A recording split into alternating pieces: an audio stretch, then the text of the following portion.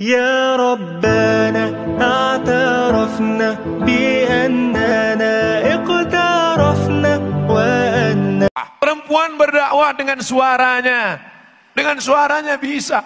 Berapa banyak laki-laki yang dulu tidak tersentuh dakwah. Kenapa? Karena yang ceramah Abdul Somad. Allahumma salli ala Muhammad, Allahumma salli ala Sayyidina Muhammad, Allahumma salli ala Muhammad. Orang dengarnya ketakutan. Tapi begitu berdakwah perempuan dengan suaranya,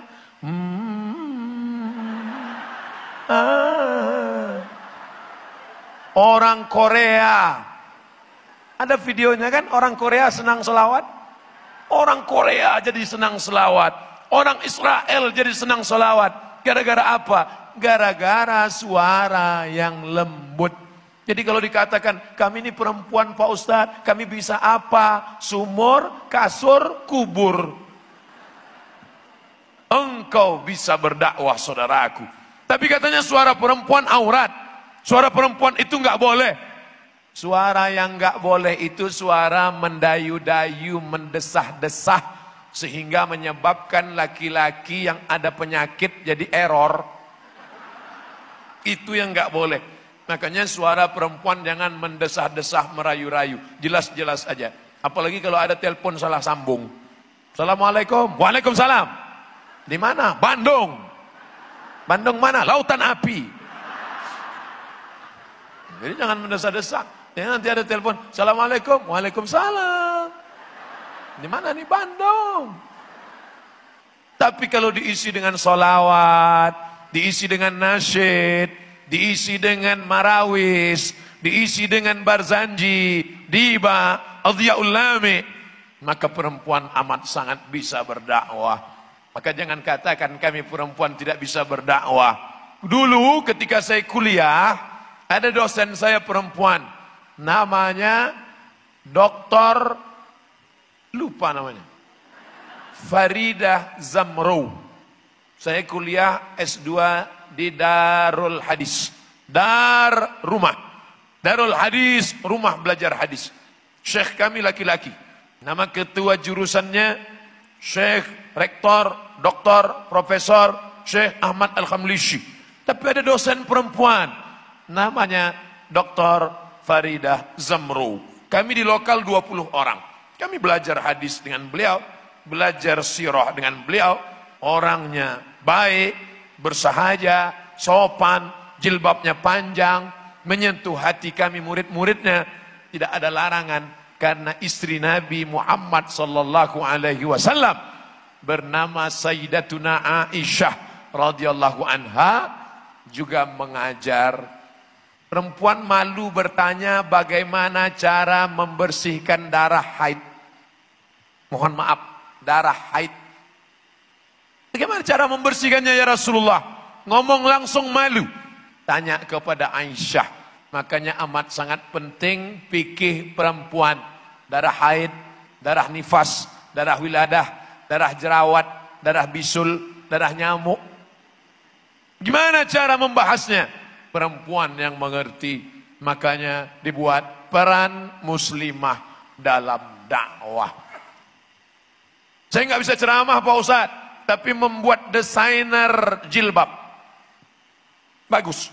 Jangan sampai jilbab jadi jilbub. Diejek di internet. Kata-kata ini tidak layak. Kenapa? Pakai pakaian sempit. Gara-gara apa? Gara-gara desainernya bukan orang kita. Tapi ketika anak ibu pandai menggambar, jangan sepelekan. Pokoknya saya mau kamu jadi dokter. Jangan cuman gambar. Biarkan dia dengan apa kemampuan dia. Kalau dari sekarang anak ibu sudah mulai pandai menggambar, biarkan lanjut menggambar. Yang dia gambar apa? Gambar jilbab, gambar hijab, gambar baju panjang, gambar sajadah, sehingga perempuan bisa. Ingin jadi dokter? Lanjutkan. Berapa banyak dokter laki-laki? Sementara pasien perempuan. Anak ibu yang mau jadi dokter silakan. Ini anak saya Pak Ustadz dari kecil kemana-mana bawa jarum suntik. Ada dua kemungkinan. Mau jadi dokter spesialis atau pecandu narkoba. Tergantung kemana ibu mengarahkannya. Peran dia nanti ada di sana. Ustadz, Saya perempuan, lembut, tangan saya halus, saya pandai buat karikatur. Boleh nggak saya gambar karikatur Pak Ustadz? Illa raqman fi thawbin, tulisan di kertas, di kain, silakan. Kamu yang pandai gambar karikatur silakan. Karena anak-anak nggak bisa diceramahi. Saya menceramahi anak-anak. Hai anak-anak, berikut ini mari kita dengarkan tausiah yang akan disampaikan Al-Mukarram Haji Abdul Somad LCMA. Ceramah akan didengar anak-anak TK. Begitu saya maju, satu pun anak TK nggak ada yang peduli. Mereka dengan teman mereka berbisik. Ternyata Abdul Somad tidak populer di tengah anak-anak TK. Tapi berkat anak ibu pandai buat karikatur, karikaturnya dicetak, bukunya dijual. Ceramah Ustadz Somad dalam bentuk karikatur. Anak-anak bisa melihat betapa dakwah sampai kena tangan seorang anak perempuan yang pandai membuat karikatur. Ustadz Somad ngajak anak sholat ke masjid, nggak bisa. Dikumpulkan anak-anak, Ustadz ceramah, ya ayyuhalladzina amanu. Nggak nyambung.